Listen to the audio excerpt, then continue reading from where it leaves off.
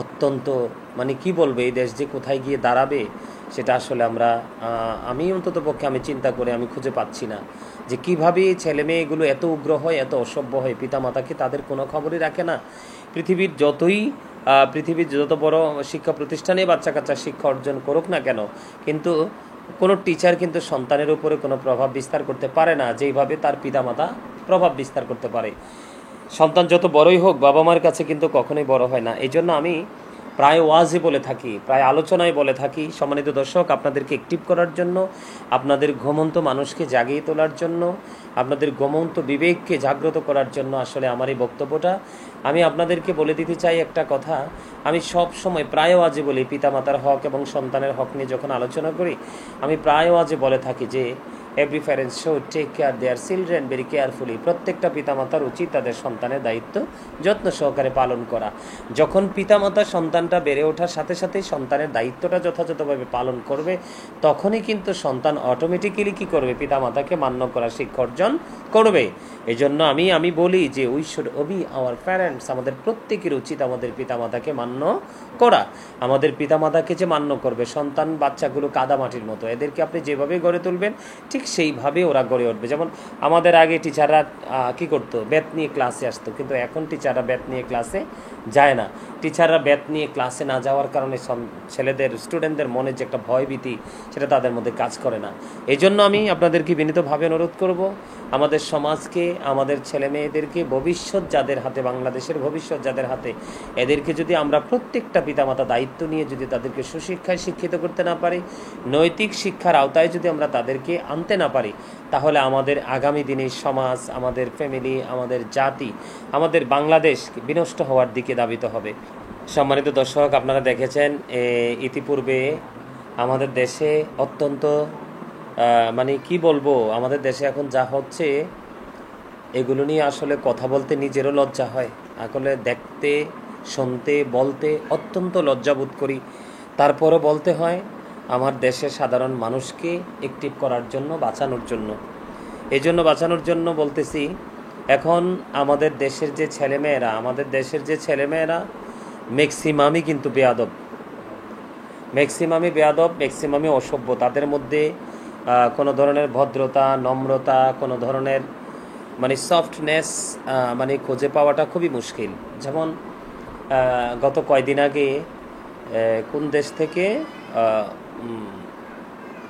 মানে এক জায়গা থেকে মেয়ে আসছে চাঁদপুরে, মেয়ে বিয়ে হয়েছে। ছি, অত্যন্ত নির্লজ্জ বিষয় এগুলো। কোরআন হাদিস বিরোধী কাজ, একেবারে নোংরা কাজ, সমাজকে ধ্বংসের দিকে ধাবিত করার মতো কাজ। তো আসলে এগুলো হচ্ছে এই জন্য যে বর্তমানে আমাদের বাংলাদেশে কিন্তু সন্তানদেরকে, বিশেষ করে ছেলে মেয়েদেরকে বাবা মা কি দেয় না, পারিবারিক শিক্ষা দেয় না। এই পারিবারিক শিক্ষা না থাকার কারণে আমাদের দিন দিন সামাজিক অবক্ষয়ের দিকে আমরা ধাবিত হচ্ছি। বিশেষ করে আগেকার যুগের ছেলে মেয়েদের মধ্যে যেই নমনীয়তা ছিল, ভদ্রতা ছিল, মুরব্বীদেরকে, অনারেবল পার্সনদেরকে অনার করা, ছোটদেরকে সম্মান করা, আদর করা, এগুলো কিন্তু এখন আর আমাদের ছেলেদের মধ্যে নেই। যেমন রাস্তায় হাঁটতে লাগলে ছেলেরা মুরব্বীরা সালাম পাওয়ার অপেক্ষায় থাকে, কিন্তু আসলেই সত্যি দেখি যে মুরব্বীরাই ছেলেদেরকে সালাম দেয়। এই জায়গাটা একমাত্র নষ্ট হয়েছে পিতামাতার কি না থাকার কারণে, পিতামাতার যে পারিবারিক শিক্ষা না থাকার কারণে। আপনি প্রাতিষ্ঠানিকভাবে যতই শিক্ষা দেন সন্তানদেরকে, নৈতিক শিক্ষা যদি কোনো ছেলে বা মেয়ে অর্জন করতে না পারে, তাহলে তার জীবনকে, তার ফিউচারকে কখনোই ব্রাইট টেস্ট করা সম্ভব না। সম্মানিত দর্শক, একটা বিষয় অত্যন্ত কাঁদিয়েছে এই দেশের মানুষকে। পারভেজ নামক একটা ছেলেকে, মাত্র 2টা মেয়ে, এত থার্ড ক্লাস মেয়ে, এত নোংরা, এত অভদ্র, এত অসভ্য, যেটা না বললেই নয়। একটা ছেলে হাসি দিয়েছে, সে কোন খেয়ালে মানুষের মনের ঘরে অনেক সময় বিভিন্ন তাদের পুরনো স্মৃতি যখন সে চারণ করে, তখন তার হাসি আসে, হাসি আসে। যেমন আমরাও যখন হাঁটতে থাকি, চলতে থাকি, কোনো না কোনো কথা, পুরনো কথা মানে মনে হলে আমরাও হাসি। এটা একদম বাস্তব কথা। এই তরতাজা একটা ছেলেকে, এই শুধু হাসিকে ইস্যু করে একটা ছেলেকে চিরদিনের জন্য পৃথিবী থেকে বিদায় করে দেওয়া অত্যন্ত মানে কি বলবো, এই দেশ যে কোথায় গিয়ে দাঁড়াবে সেটা আসলে আমি অন্তত পক্ষে আমি চিন্তা করে আমি খুঁজে পাচ্ছি না যে কীভাবে এই ছেলে মেয়েগুলো এত উগ্র হয়, এত অসভ্য হয়, পিতামাতাকে তাদের কোনো খবরই রাখে না। পৃথিবীর যতই পৃথিবীর যত বড় শিক্ষা প্রতিষ্ঠানে বাচ্চা কাচ্চা শিক্ষা অর্জন করুক না কেন, কিন্তু কোনো টিচার কিন্তু সন্তানের উপরে কোনো প্রভাব বিস্তার করতে পারে না যেইভাবে তার পিতামাতা প্রভাব বিস্তার করতে পারে। সন্তান যত বড়ই হোক বাবা মার কাছে কিন্তু কখনোই বড় হয় না। এই জন্য আমি প্রায় ওয়াজে বলে থাকি, প্রায় আলোচনায় বলে থাকি, সম্মানিত দর্শক, আপনাদেরকে অ্যাক্টিভ করার জন্য, আপনাদের ঘুমন্ত মানুষকে জাগিয়ে তোলার জন্য, আপনাদের ঘুমন্ত বিবেককে জাগ্রত করার জন্য আসলে আমার এই বক্তব্যটা। আমি আপনাদেরকে বলে দিতে চাই একটা কথা, আমি সব সময় প্রায় ওয়াজে বলি, পিতামাতার হক এবং সন্তানের হক নিয়ে যখন আলোচনা করি আমি প্রায় ওয়াজে বলে থাকি যে every parents should take care their children very carefully. প্রত্যেকটা পিতামাতার উচিত তাদের সন্তানের দায়িত্ব যত্ন সহকারে পালন করা। যখন পিতামাতা সন্তানটা বেড়ে ওঠার সাথে সাথে সন্তানের দায়িত্বটা যথাযথভাবে পালন করবে, তখনই কিন্তু সন্তান অটোমেটিক্যালি কী করবে, পিতামাতাকে মান্য করা শিক্ষা অর্জন করবে। এই জন্য আমি বলি যে we should Obi our parents, আমাদের প্রত্যেকের উচিত আমাদের পিতামাতাকে মান্য করা।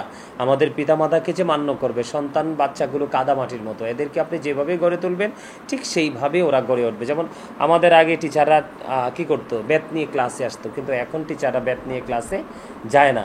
টিচাররা ব্যাট নিয়ে ক্লাসে না যাওয়ার কারণে ছেলেদের, স্টুডেন্টদের মনে যে একটা ভয়ভীতি, সেটা তাদের মধ্যে কাজ করে না।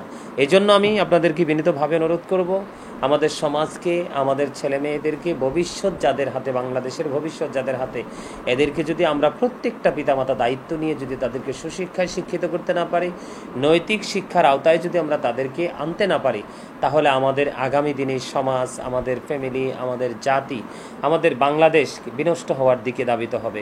সম্মানিত দর্শক, এই জন্য আমার রাসূল বলেছেন, আদিবু আওলাদাকুম আলা সালাতি খিসালিল হুব্বি নবিকুম ওয়া হুব্বি আহলি বাইতিহি ওয়া আলা কিরাতিল কুরআন। আমার রাসূল বলেছেন, তোমরা তোমাদের সন্তানদেরকে নবীর প্রেম শিখাও, হুব্বি নবিকুম, it is the love of the prophet, তোমরা রাসূলের ভালোবাসা শিখাও তোমাদের সন্তানদেরকে। এরপরে বলেছেন ওয়া হুব্বি আহলি বাইতিহি, টিচ ফ্যামিলি লাভ, নবীর পরিবারের ভালোবাসা শিখাও, আহলে বাইতের ভালোবাসা শিখাও। কারণ নবীর প্রেম এবং নবীর আহলে বাইতের প্রেম শিখা এটা ঈমান এবং ফরজ। এরপরে রাসূল বলেছেন আলা কিরাতিল কোরআন, আল্লাহ রাব্বুল আলামিন অত্যন্ত চমৎকারভাবে বলেছেন, Allah is all in all, follow his law and light for eternal success.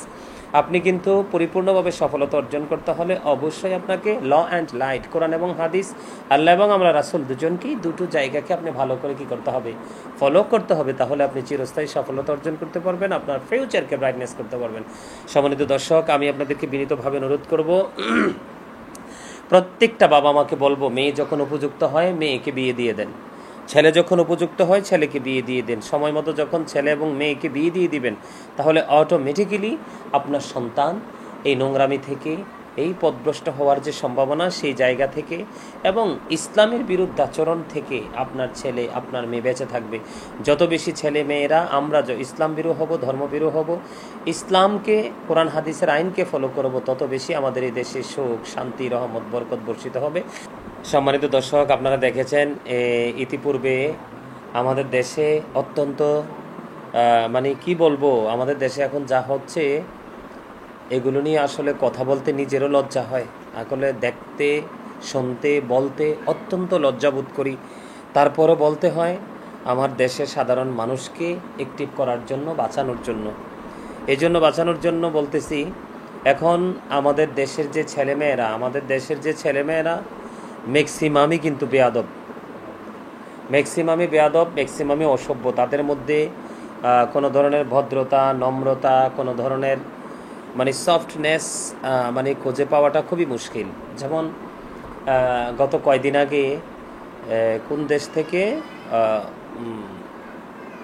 মানে এক জায়গা থেকে মেয়ে আসছে চাঁদপুরে, মেয়ে বিয়ে হয়েছে। ছি, অত্যন্ত নির্লজ্জ বিষয় এগুলো। কোরআন হাদিস বিরোধী কাজ, একেবারে নোংরা কাজ, সমাজকে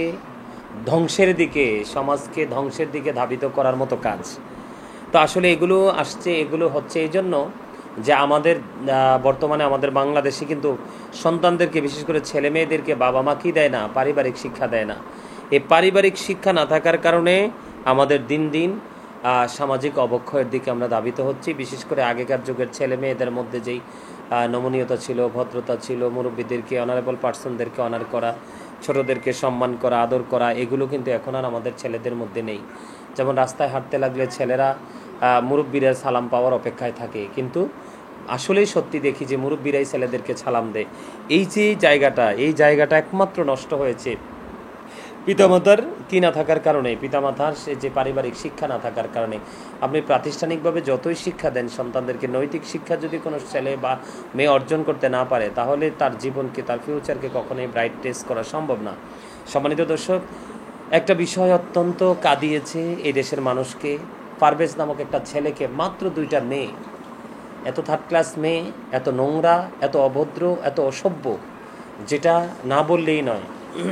একটা ছেলে হাসি দিয়েছে, সে কোন খেয়ালে মানুষের মনের ঘরে অনেক সময় বিভিন্ন তাদের পুরনো স্মৃতি যখন সে চারণ করে, তখন তার হাসি আসে, হাসি আসে। যেমন আমরাও যখন হাঁটতে থাকি, চলতে থাকি, কোনো না কোনো কথা, পুরনো কথা মানে মনে হলে আমরাও হাসি। এটা একদম বাস্তব কথা।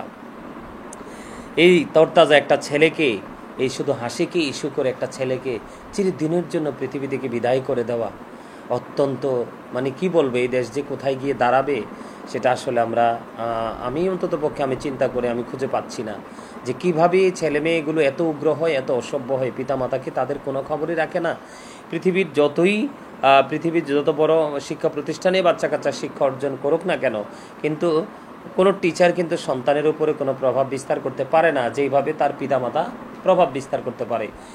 সন্তান যত বড়ই হোক, বাবা মার কাছে কিন্তু কখনোই বড় হয় না। এই জন্য আমি প্রায় ওয়াজে বলে থাকি, প্রায় আলোচনায় বলে থাকি, সম্মানিত দর্শক, আপনাদেরকে অ্যাক্টিভ করার জন্য, আপনাদের ঘুমন্ত মানুষকে জাগিয়ে তোলার জন্য, আপনাদের ঘুমন্ত বিবেককে জাগ্রত করার জন্য আসলে আমার এই বক্তব্যটা। আমি আপনাদেরকে বলে দিতে চাই একটা কথা।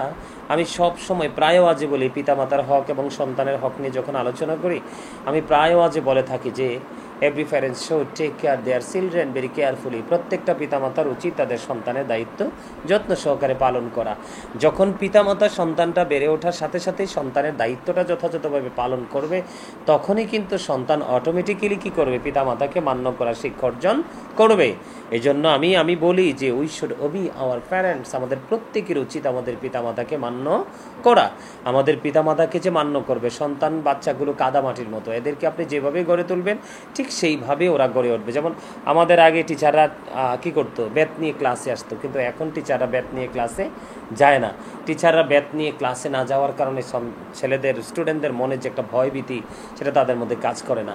এই জন্য আমি আপনাদেরকে বিনীতভাবে অনুরোধ করব, আমাদের সমাজকে, আমাদের ছেলে মেয়েদেরকে, ভবিষ্যৎ যাদের হাতে, বাংলাদেশের ভবিষ্যৎ যাদের হাতে, এদেরকে যদি আমরা প্রত্যেকটা পিতামাতা দায়িত্ব নিয়ে যদি তাদেরকে সুশিক্ষায় শিক্ষিত করতে না পারি, নৈতিক শিক্ষার আওতায় যদি আমরা তাদেরকে আনতে না পারি, তাহলে আমাদের আগামী দিনের সমাজ, আমাদের ফ্যামিলি, আমাদের জাতি, আমাদের বাংলাদেশ বিনষ্ট হওয়ার দিকে ধাবিত হবে।